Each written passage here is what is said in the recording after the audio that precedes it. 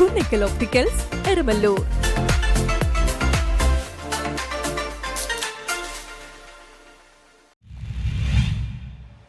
കാറ്റിലും മഴയിലും അരൂർ മേഖലയിൽ പരക്കെ നാശം.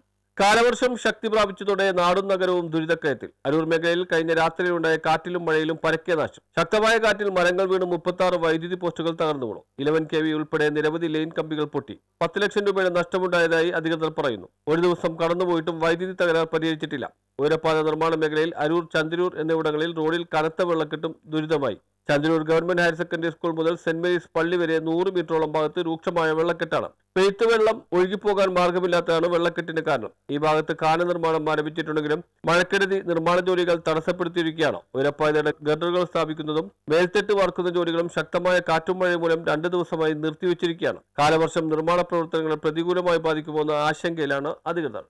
ഈ NHIയുടെ വർക്ക് തുടങ്ങിക്കഴിഞ്ഞപ്പോഴത്തേക്ക് ഇതിനകത്തോട്ട് വെള്ളം അവർ JCB വെച്ച് വലിച്ചു പൊട്ടിച്ചിട്ട് ആ വെള്ളം നേരെ നമ്മുടെ പറമ്പിലോട്ടാണ് വരുന്നത്. ഇപ്പം ഇവിടെ എൻ്റെ മക്കൾ ഒരാൾ ഓപ്പറേഷൻ കഴിഞ്ഞ് കിടക്കുന്നു, പിന്നെ എൻ്റെ മോളുടെ കുട്ടിയുണ്ട്. വെളിയിലോട്ട് ഇറങ്ങാൻ പറ്റത്തില്ല, ചെളിയും വെള്ളവുമാണ് മൊത്തം. ആ റോഡിലുള്ള ചെളിയും വെള്ളം നോക്കിയാൽ കാണാമല്ലോ, ഇത് കണ്ടോ, നമുക്ക് വീടിനകത്ത് വരെ ഇപ്പം വെള്ളം കയറിയിരിക്കുന്ന അവസ്ഥയാണ്. അത്രക്ക് വെള്ളമാണ്, നോക്ക് ചുറ്റിനും വെള്ളമായി. News bureau, Aroor.